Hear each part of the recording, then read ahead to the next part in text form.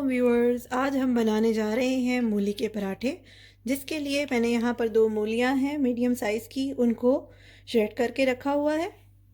यहाँ इसके साथ ही मैंने 1 tablespoon red chilli powder use की है। ये मेरा 1 टेबलस्पून सॉल्ट है, 1 टेबलस्पून साबुत धनिया है, 1 टेबलस्पून ज़ीरा।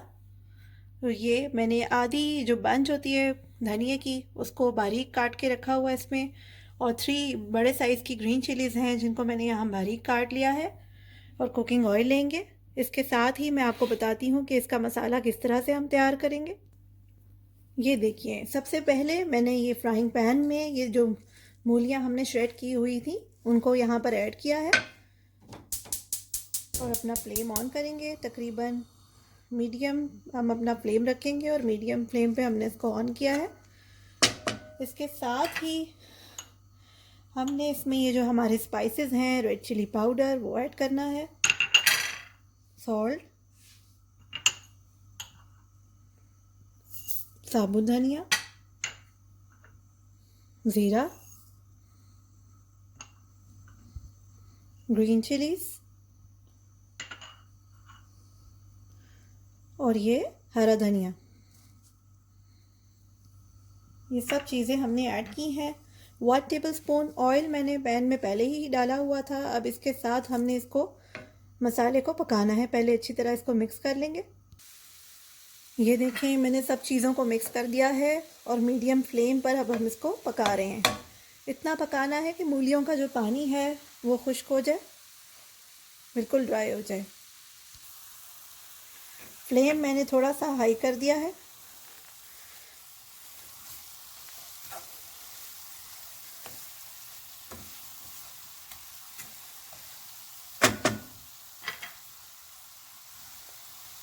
इसको हाई फ्लेम पे पका रहे हैं। ये देखिए, हमारा मसाला यहाँ पक रहा है। मूलियों का पानी काफ़ी हद तक खुश्क हो गया है, लेकिन फिर हमने इसको अच्छी तरह पकाना है। जितना पकाएंगे उतना अच्छा इसमें जो इसका टेस्ट है वो बहुत अच्छा महसूस होगा आपको खाते हुए। बहुत ही क्विक रेसिपी है ये, जब मर्ज़ी आप इसको बना सकते हैं। बच्चों को स्कूल में लंच के लिए भी पराठे बना के दे सकते हैं। घर में कुछ नहीं पका हुआ, जल्दी से आप ये बना सकते हैं। इस मौके पे हमने अपना फ्लेम लो टू मीडियम कर दिया है। लो टू मीडियम फ्लेम पे इसको पकाएंगे थोड़ा सा। आप देख सकते हैं मूलियों का पानी काफ़ी हद तक ड्राई हो चुका है।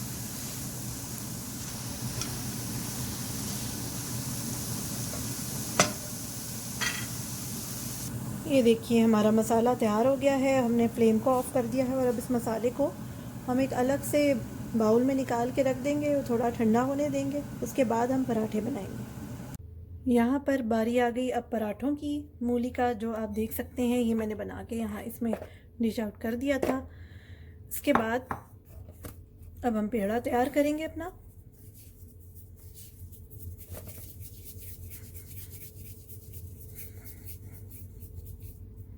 ये देखिए, हमारा पेड़ा तैयार है। इसको तैयार करके हमने यहाँ पे सारे पेड़े जो हैं वो बना के रखने हैं।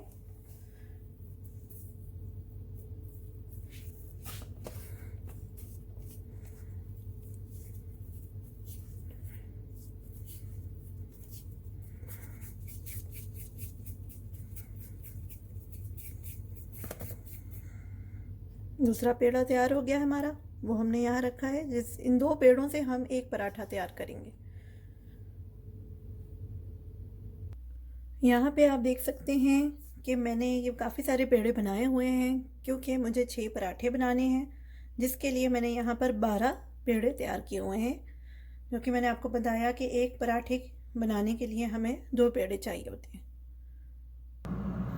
इसके साथ ही आप देख सकते हैं ये जो पेड़ा मैंने बनाया हुआ है, इस पर हमने थोड़ा सा उश्का लगाना है और उसके बाद इसको इस तरह से करना है।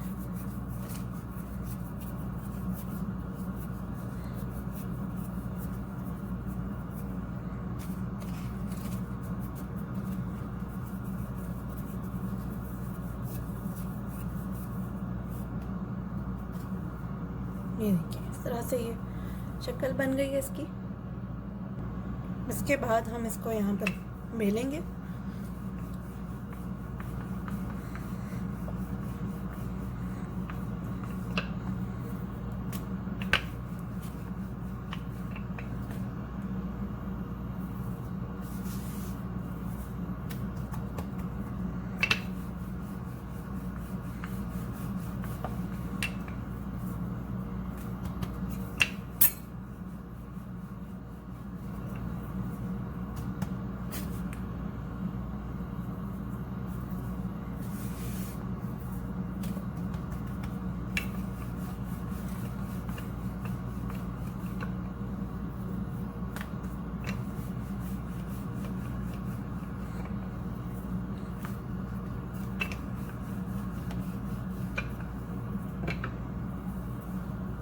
ये साइज़ जो है वो हमने रखना है, बहुत ज़्यादा इसको बड़ा नहीं करना, क्योंकि इस पे अभी हमने जो मूलियों का बैटर बनाया हुआ था वो भी स्प्रेड करना है। तो इसको हम एक साइड पे प्लेट पे रख देंगे।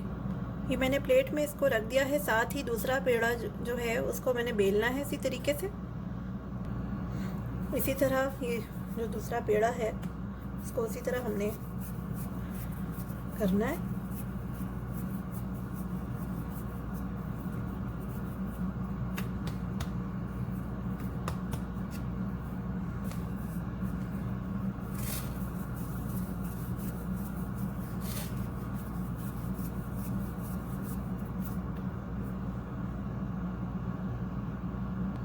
यहाँ पे हम इसको बेलेंगे।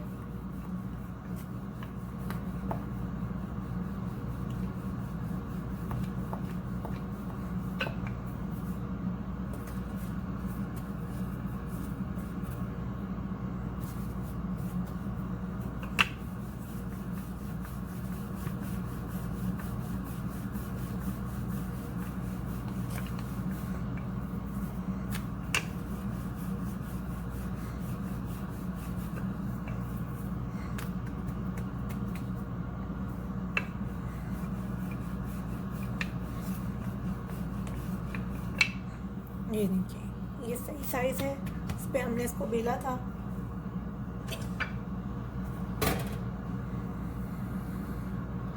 अब इस मौके पे ये जो हमने मूलियों का बनाया हुआ था मिक्सचर, इसको इसमें ऐड करना है।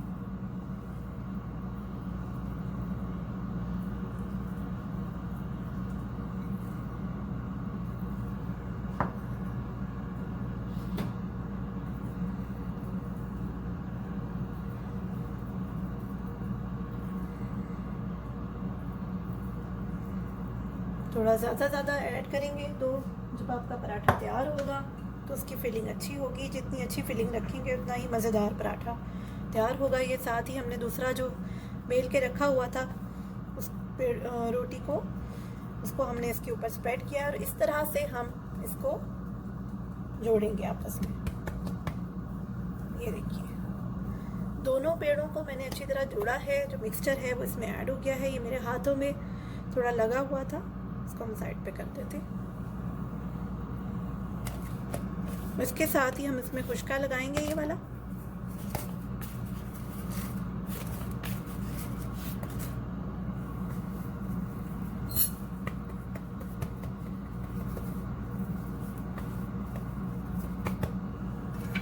और अब हम इसको बेलेंगे।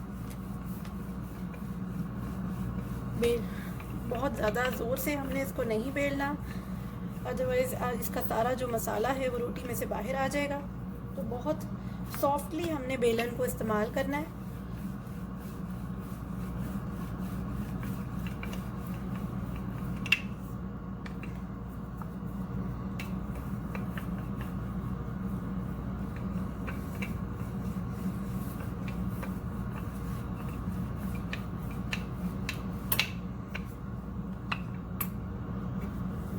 ये देखिए बहुत अच्छा साइज़ का ये पराठा तैयार हुआ है। साथ ही इसके हमने इसको तवे पे रखना है।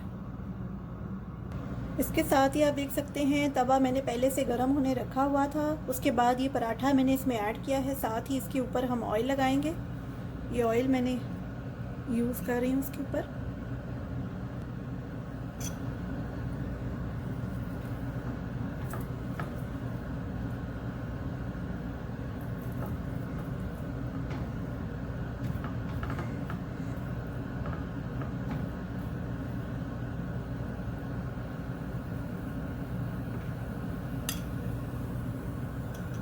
मैंने ऑयल लगाया है इस पर। इसके साथ ही ये चिमटे की मदद से हम इस पर इस तरह से निशान लगाएंगे।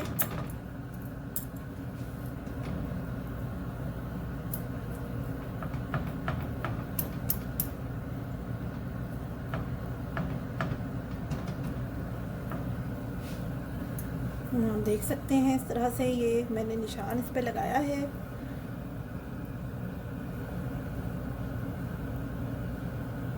और अब इस पराठे को हमने पकने देना है।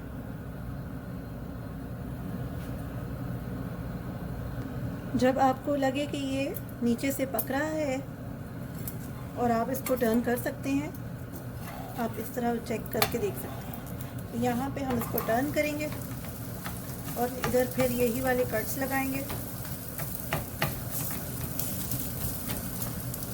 इसके बाद इसी तरह हमने इसके ऊपर ऑयल लगाना है ताकि ये जो कट्स लगाए हैं इनसे ये ऑयल अंदर जाएगा तो आपका पराठा बहुत ज़्यादा क्रिस्पी तैयार होगा। जितना क्रिस्पी ये पराठा होगा उतना ही आपको खाने में बहुत अच्छा लगेगा।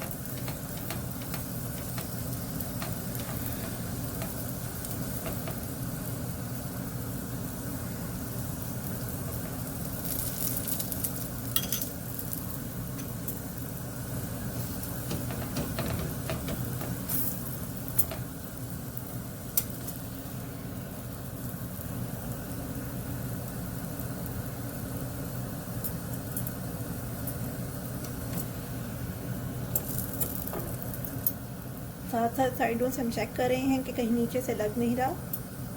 ये भी ध्यान रखना है कि पराठा जो है वो आपका नीचे से ना जले, आप उसको चेक करते रहें। अब हम इसको टर्न करेंगे। ये देखिए जी, नीचे से कितना अच्छा इसका कलर आया है, कितना अच्छा ये तैयार हुआ है। अब इसी तरह इसको हम 1-1.5 मिनट इसी तरह पड़ा रहने देंगे। मेरा जो फ्लेम है वो इस वक्त मीडियम पर है, मैंने हाई फ्लेम पे नहीं किया। आप चाहें तो इसको फ्लेम को थोड़ा सा मीडियम टू हाई कर सकते हैं।